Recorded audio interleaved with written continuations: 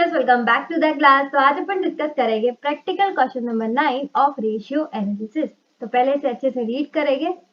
Following information relates to Teemer limited. Teemer related Teemer limited से related अपन को कुछ इंफॉर्मेशन प्रोवाइड की गई है। देखते हैं क्या क्या गिवन है।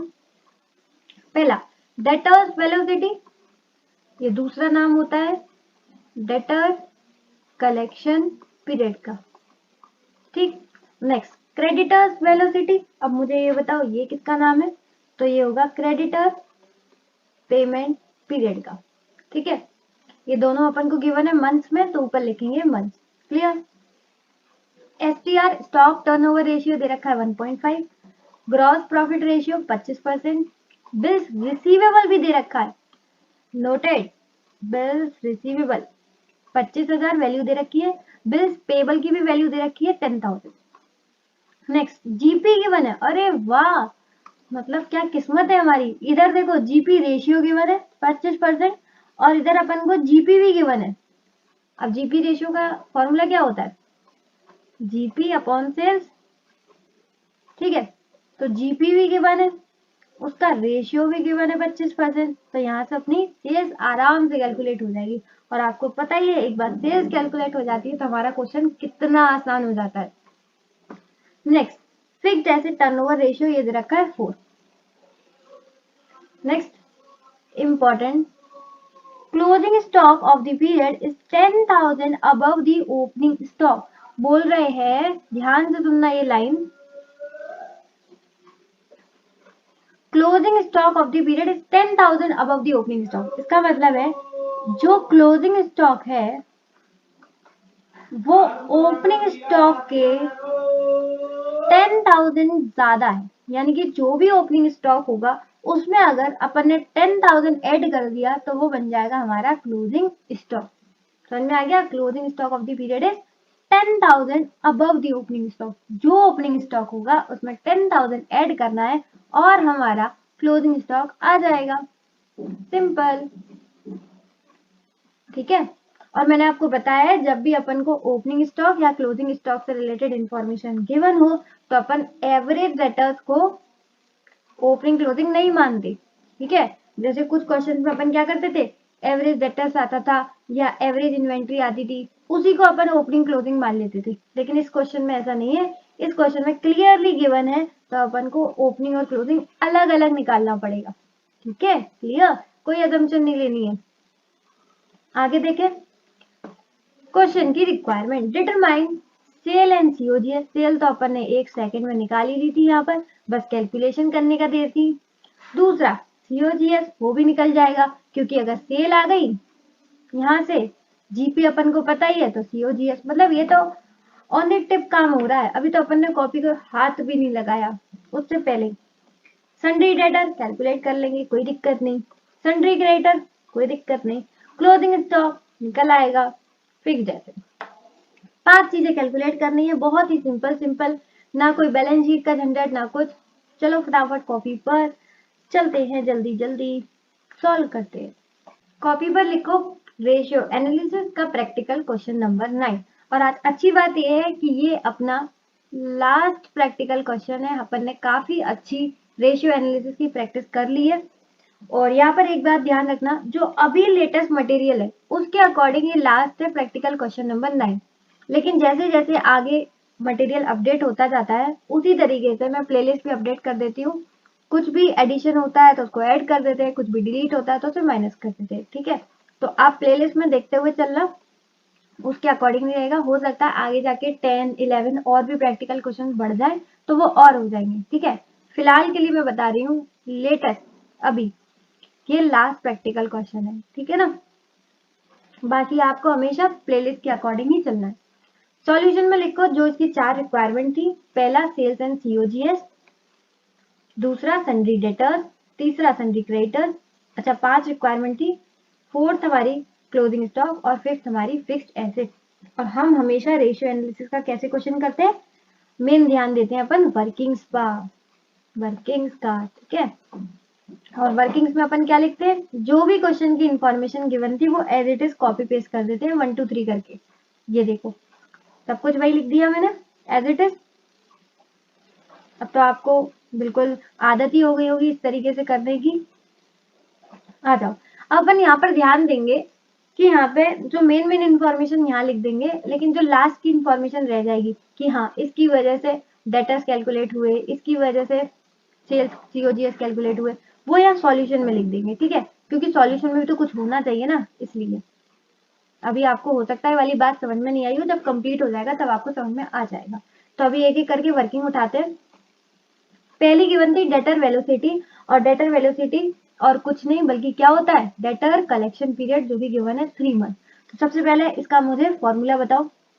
डेटर कलेक्शन पीरियड का फॉर्मूला होता है, ऊपर आते हैं 1 साल के, और ये मंथ है तो 12 आएगा। अगर डेज होते, यहाँ पर डेज होता तो अपन लिखते 365 या फिर 360 डेज, ठीक है। अभी मंथ है इसलिए लिख रहे हैं। 1 साल का जो भी पीरियड होता है वो ऊपर, और नीचे आता है DTR, तो ये 3 आ जाएगा, ये 12 मंथ, और ये DTR। अब DTR कैलकुलेट हो जाएगा 4 मंथ, सिंपल, ये इधर आ जाएगा, ये आ गया हमारा DTR, ठीक। अब ध्यान देना, DTR क्या होता है, डेटर टर्नओवर रेशियो। प्यार से लिखो जरा, डेटर टर्नओवर रेशियो यानी DTR। तो ऊपर आएगा टर्नओवर, पहले वाली चीज आती है, लेकिन यहाँ पर अपन क्या लेते हैं, क्रेडिट सेल्स, ठीक, क्योंकि डेटर से रिलेटेड है इसलिए। और नीचे क्या आता है, डेटर। अब यहाँ ध्यान देना, अपन हर बार क्या लिखते हैं, एवरेज डेटर, इसी तरीके से। पता है ऐसा क्यों लिखते हैं, हमें हमेशा लिखना चाहिए एवरेज रिसीवेबल, लेकिन हम ऑलमोस्ट सारे क्वेश्चन में एवरेज डेटर इसलिए लिखते हैं क्योंकि क्वेश्चन में बिल्स रिसीवेबल नहीं गिवन होता, लेकिन इस क्वेश्चन में बिल्स रिसीवेबल गिवन है, इसी वजह से अपन एवरेज रिसीवेबल्स लिख रहे हैं, ना कि एवरेज डेटर, ठीक है। अच्छा मैम, फॉर्मूला क्या होता है, फॉर्मूला होता है credit sales upon average receivables, यही फॉर्मूला सच है। लेकिन हम हमेशा एवरेज डेटर इसलिए लिखते हैं क्योंकि क्वेश्चन में जनरली BR नहीं गिवन होता, ठीक है, लेकिन इसमें गिवन है इसलिए अपन एवरेज रिसीवेबल्स लिख रहे हैं। अब DTR अपन ने कैलकुलेट कर लिया 4 मंथ, क्रेडिट सेल्स अपन को पता नहीं है, एवरेज रिसीवेबल्स अपन को पता नहीं है, ठीक है। आ जाओ नेक्स्ट, क्रेडिटर्स वेलोसिटी, इसका दूसरा नाम होता है क्रेडिटर पेमेंट पीरियड, जो कि गिवन है 2 मंथ। अब जैसे ये वाला होता है ना 12 मंथ्स अपॉन DTR, उसी तरीके से ये बनेगा 12 मंथ्स अपॉन DTR, नहीं CTR, creditor turnover ratio.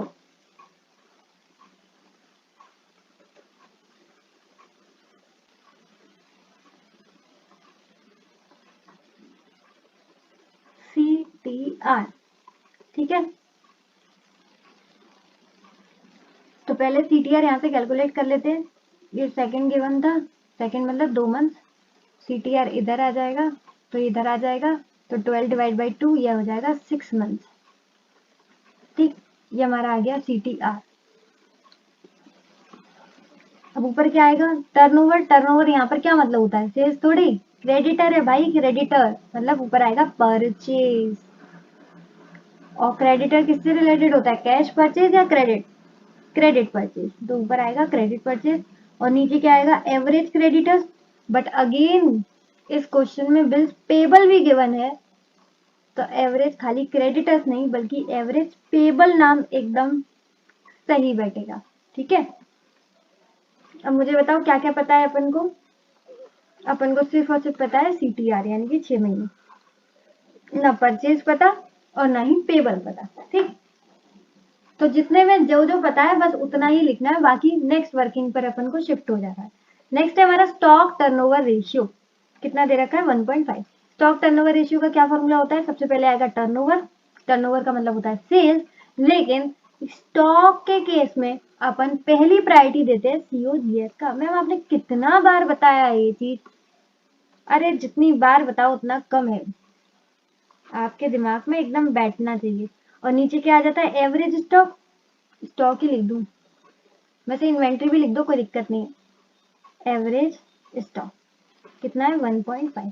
COGS पता है क्या? नहीं। एवरेज स्टॉक पता है क्या? नहीं। तो इसे ऐसे ही छोड़ देंगे। नेक्स्ट, सब तो ऐसे ही छोड़ रहे हो, आगे कब करेंगे? आ गया ग्रॉस प्रॉफिट रेशियो, हमारी खुशियों की चाबी, और बोल सकते हैं क्वेश्चन की चाबी। जीपी रेशियो कितना गिवन है? 25%। जीपी का फॉर्मूला बताओ, ग्रॉस प्रॉफिट अपॉन सेल्स। कितना दे रखा है? 25%। जीपी पता है अपन को, ये रहा 4 लाख।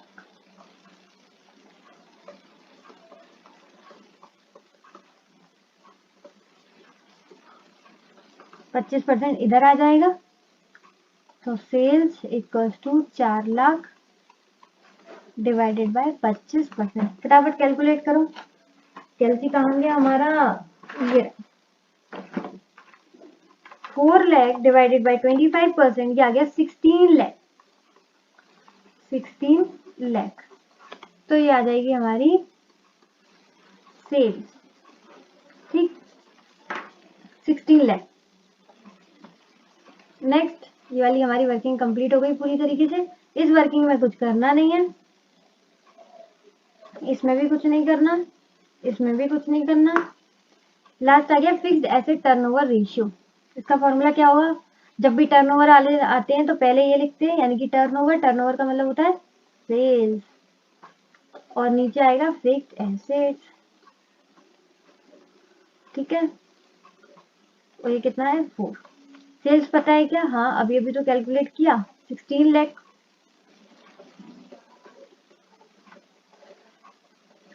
तो यहाँ से आ जाएगा हमारा फिक्स्ड एसेट्स।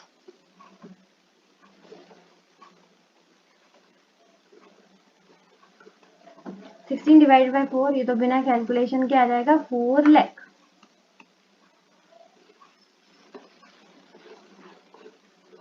ठीक, आगे कुछ बचा है क्या? नहीं। ये भी कंप्लीट, ऊपर भी टिक लगा दें। टिक लगाने से क्या रहता है, हम दोबारा से देखते नहीं है। 8 7 6 5 4 3।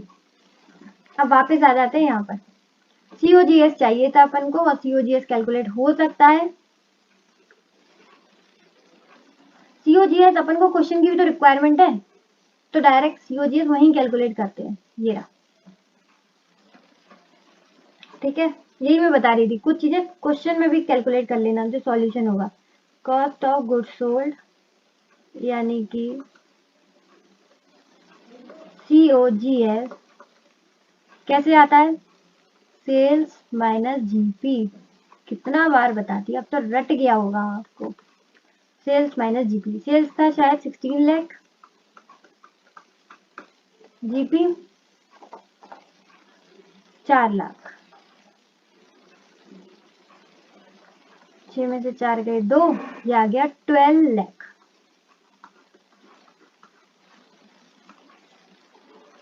सीओजीएस आ गया हमारा 12 लाख। ठीक है, सेल्स हमारी ऑलरेडी कैलकुलेट हो चुकी है, चाहो तो यहाँ पर लिख सकते हो। सेल्स कैलकुलेट हुई थी हमारी जीपी अपॉन जीपी का रेशियो। जीपी कितना था? अभी तो देखा था 4 लाख। 4 लाख डिवाइड बाय 25%, और ये आ गया था 16 लाख। ठीक है, क्वेश्चन की पहली रिक्वायरमेंट कंप्लीट। और यहाँ पर हम यहाँ पर थे। ठीक है, और सीओजीएस हमारा आ गया था 12 लाख, जो कि अपन ने डायरेक्ट सॉल्यूशन में सॉल्व कर दिया। अब यहाँ क्या करेंगे मैम? तो यहाँ पर हम आगे की वर्किंग कंप्लीट करेंगे। एवरेज स्टॉक, तो एवरेज स्टॉक आ गया हमारा 12 लाख डिवाइडेड बाय 1.5, ये आ गया 8 लाख। 8 लाख आ गया हमारा एवरेज स्टॉक। ठीक है, तो हमारी वर्किंग कंप्लीट हो गई 3 वाली भी। ठीक, 2 और 1 रह गई है बस। 2 और 1 में कुछ पता है क्या? 2 वाली तो नहीं, पर 1 वाली पता है। 1 वाली में चाहिए था अपन को क्रेडिट सेल्स, लेकिन क्वेश्चन में कैश सेल क्रेडिट सेल से रिलेटेड कुछ भी इंफॉर्मेशन गिवन नहीं है, तो अपन टोटल सेल को ही क्या मान लेंगे? Credit sale. ठीक है, और ये सारी चीजें आपको नोट में दे देनी है। ठीक है, ये हमने अजम्पशन ली है। अब तो आपको अजम्पशन भी समझ में आ रही होंगी कि कैसे लेते हैं और कौन कौन सी अपन अजम्पशन लेते हैं ना, और किस किस चीज को कैलकुलेट करते हैं। तो यहाँ पे कुछ इन्फॉर्मेशन नहीं थी, तो क्रेडिट सेल वही आ जाएगी सेल वाली। और सेल कितना था हमारा? 16 लाख। तो यहाँ पर आ जाएगा 16 लाख, और इससे हमारे एवरेज रिसीवेबल कैलकुलेट हो जाएंगे।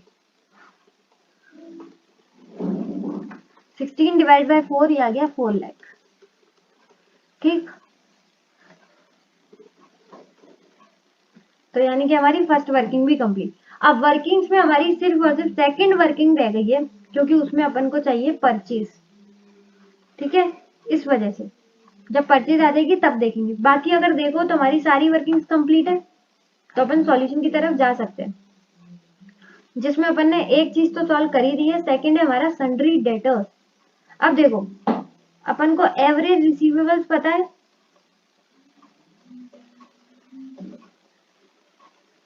सबसे पहली बात, यहाँ पर ओपनिंग रिसीवेबल और क्लोजिंग रिसीवेबल की कोई बात नहीं कही थी due to lack of information. अपन एवरेज रिसीवेबल्स को क्या मान लेंगे? खाली रिसीवेबल्स। ठीक है, अब ये किस किस को मिलाकर होते हैं? Debtors plus bills receivable. Mostly question में बिल्स रिसीवेबल नहीं होता है, इसलिए अपन एवरेज रिसीवेबल्स को एवरेज डेटर नाम दे देते हैं। ठीक है, कोई दिक्कत नहीं है, आप भी दे सकते हो। एवरेज रिसीवेबल्स अपन ने अभी कैलकुलेट किया 4 लाख। ठीक, डेटर्स अपन को पता नहीं है, यही तो कैलकुलेट करना है। और बिल्स रिसीवेबल सीधा सीधा गिवन था 25,000। ठीक, तो यहाँ से हमारे डेटर्स कैलकुलेट हो जाएंगे आसानी से। 4 लाख माइनस 25,000, ये आ गया 3,75,000, 3,75,000। तो हमारी क्वेश्चन की सेकंड रिक्वायरमेंट भी कंप्लीट। क्रेडिटर्स वाली अभी नहीं हो पाएगी, क्योंकि उसके लिए अपन को चाहिए एवरेज पेबल और एवरेज, तो उतना अपन लिख देते हैं, एवरेज पेबल चाहिए। और इससे रिलेटेड ओपनिंग और क्लोजिंग से रिलेटेड कोई इंफॉर्मेशन नहीं गिवन थी, तो एवरेज पेबल बराबर पेबल हो जाएगा। ठीक है, और सेम यही वाला फॉर्मूला अपनाना है, क्रेडिटर्स प्लस बिल्स पेबल। अगर बिल्स पेबल नहीं गिवन होते तब अपन पेबल बराबर क्रेडिटर कर सकते थे। ठीक है, सेम डेटर और क्रेडिटर का सेम कॉन्सेप्ट है, कुछ अलग नहीं है। पेबल्स अपन को एक बार मिल गई है, तो अपन यहाँ से क्रेडिटर्स कैलकुलेट कर लेंगे, क्योंकि अपन को बिल्स पेबल तो पता ही है 10,000। ठीक है, तो जितना पता है उतना कर लेंगे। लास्ट नहीं, second last, closing stock. Closing stock के लिए उन्होंने बोला था, लास्ट में इंफॉर्मेशन दी थी, आपको याद होगा कि एक बार ओपनिंग स्टॉक देख लो, तो उसमें 10,000 प्लस कर देना, आपको क्लोजिंग स्टॉक मिल जाएगा। ठीक है, तो ये हमारी एक तरीके से इक्वेशन बन गई। अब देखो, हमारे पास एवरेज स्टॉक है क्या? कहाँ कैलकुलेट किया था, ये रहा 8 लाख।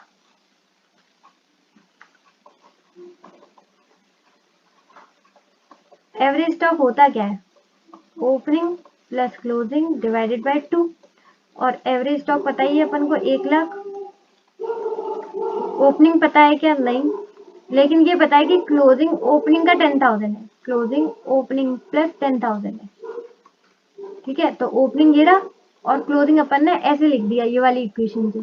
ठीक है, समझ में आ रहा है कि नहीं? सो रहे हो? क्लोजिंग स्टॉक ओपनिंग स्टॉक में 10,000 प्लस कर देंगे तो वो हो जाएगा क्लोजिंग स्टॉक, और क्लोजिंग स्टॉक की हमने यही वाली इक्वेशन लिख दी है यहाँ पर, और कुछ नहीं है। Opening plus closing divide by 2। अब ये 2 इधर चला जाएगा, तो ये हो जाएगा 2 लाख।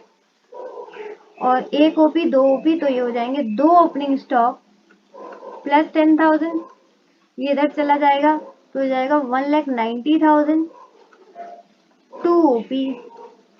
ठीक, तो ओपनिंग स्टॉक यहाँ से आ जाएगा 190 डिवाइड बाय 2, 95,000। एक बार देख लो अच्छे से, मैंने थोड़ा जल्दी कर लिया ये चीज, तो एक बार आप अच्छे से देख लो। Opening stock 95,000, sorry sorry sorry sorry, मैंने 1 लाख लिख दिया, वो 8 लाख था आई गेस। हाँ, ये वाली मिस्टेक हो गई। आप नहीं सो रहे हो, मैडम ही सो रही है, मैडम को जी नहीं पता। सॉरी सॉरी सॉरी, मैं तो रेड पेन से लिख देती हूँ। ये 1 लाख नहीं था, 8 लाख। अरे चुप हो जा, ठीक है। तो अब ये 8 टू 16 हो जाएगा यहाँ पर, ये मैं इसलिए रेड पेन से कर रही हूँ ताकि आपको पता चल जाए, ठीक है। तो 16 लाख में माइनस होगा 10,000, तो हो जाएगा 15,90,000, 16 लाख, ठीक है, 15,90,000। तो यहाँ पर ओपनिंग स्टॉक आ जाएगा डिवाइड बाय 2, 7,95,000, ये आ जाएगा, ठीक है। थोड़ी सी मिस्टेक हो गई, 1 लाख को 8 लाख, ठीक है, दोनों कंफ्यूजन हो गया। कोई दिक्कत नहीं, आपको समझ में आ गया होगा, सिर्फ मैंने डिजिट चेंज करी है, बाकी बात वही है, ठीक है। ये वाली बात याद रखना। अब देखो, एक बार ओपनिंग स्टॉक आ गया तो क्लोजिंग स्टॉक आ जाएगा। हमने फिक्स्ड एसेट की सारी जगह घेर ली, कोई बात नहीं। क्लोजिंग स्टॉक, क्लोजिंग स्टॉक क्या था? क्लोजिंग स्टॉक था ओपनिंग का 10,000 प्लस। ओपनिंग स्टॉक कितना है? 795, तो इसमें 10 के प्लस कर दो, 810 आ जाए, 85 आ जाएगा।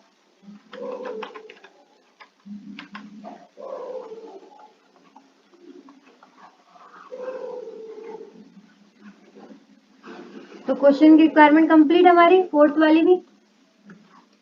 Last fixed asset, fixed asset अपन ने शायद कैलकुलेट कर ली है कहीं ना कहीं, ये रही 4 लाख, ठीक है। तो ये सेम टू सेम आप ऊपर लिख देना, ठीक है। फिक्स्ड एसेट्स हो जाएंगे हमारे sale divided by FTR. Fixed asset हमारे हो जाएंगे sales divided by fixed asset turnover ratio, ये था 16 lakh. Fixed asset turnover ratio कितना गिवन था? 4। तो फिक्स्ड एसेट आ गए हमारे 4 लाख, ठीक।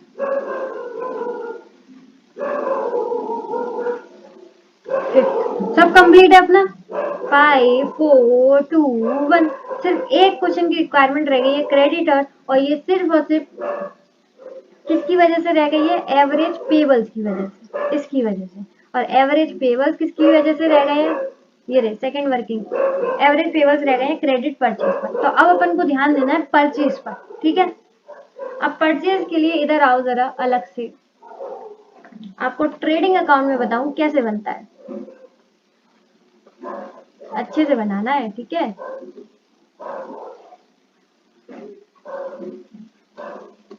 बस इस पर लास्ट एक चीज है, बस इस पर ध्यान दे दो।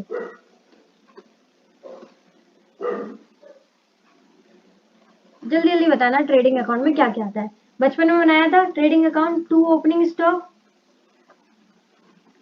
2 परचेज, फिर जितने भी डायरेक्ट एक्सपेंसेस आते थे वो ट्रेडिंग में आते थे, फिर जीपी आ जाता था।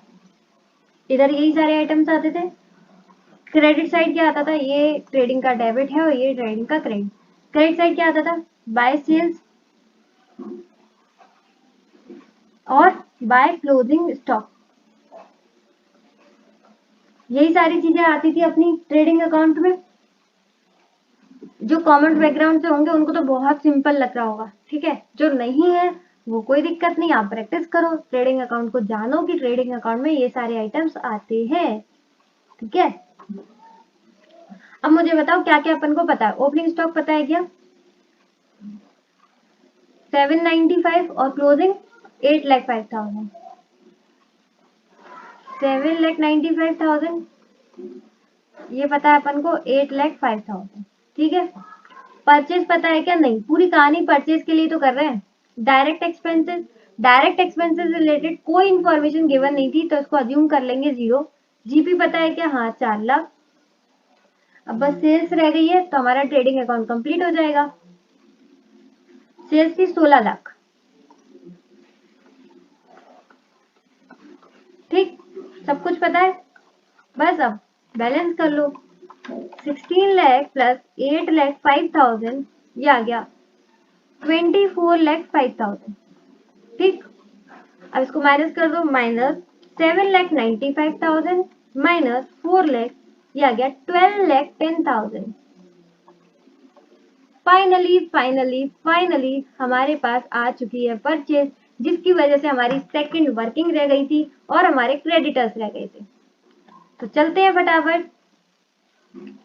परचेज है हमारा 12,10,000, फटाफट लिखते हैं। ओहो मैम, अपन को तो क्रेडिट परचेज चाहिए, लेकिन क्रेडिट कैश से रिलेटेड कोई इंफॉर्मेशन नहीं दे रखी ना, तो अगेन अजम्पशन ले लेंगे कि टोटल परचेज बराबर क्रेडिट परचेज। अब आप सोच रहे होगे रेशियो एनालिसिस में फॉर्मूले कम लगाते हैं, अजम्पशन ज्यादा ले लेते हैं। अब क्या करें, इंस्टीट्यूट इंफॉर्मेशन ही कम देता है जान पूछ कर, ताकि देखते हैं कौन सा बच्चा अजम्पशन लगा पाता है और कौन सा नहीं। अजम्पशन का ही खेल है पूरा का पूरा। अब देखो यहाँ पर एवरेज पेबल्स आ जाएंगे, 12,10,000 डिवाइड बाई कर दो 6, ये आ जाएगा, पॉइंटों में आ रहा है 2,01,667। एक बार मैं इसे चेक कर लूं सही है कि नहीं।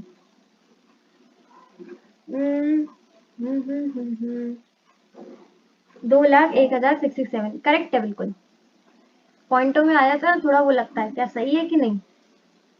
अब चले ऊपर, एवरेज पेबल्स की वजह से ही बस ये रह गया था हमारा 2,01,667 क्रेडिटर्स, तो यहाँ पर ये माइनस में हो जाएगा 10,000। इन दोनों का टोटल है 2,01,667, इसमें से माइनस कर देंगे पेबल्स को तो बचेगा क्रेडिटर्स।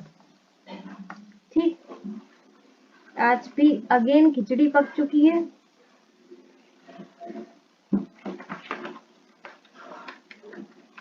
ये आ गया 191,667। एक बार इसे भी चेक कर लेते हैं, वैसे तो मुझे पक्का पक्का लग रहा है इस बार परफेक्ट आंसर है 191,667। वेरी गुड, कोई भी दिक्कत नहीं है कैलकुलेशन में, रॉल है अपना, है ना। आजकल तो रॉल ही चल रहा है, सारे आंसर सही आ रहे हैं। सही है, एकदम परफेक्ट।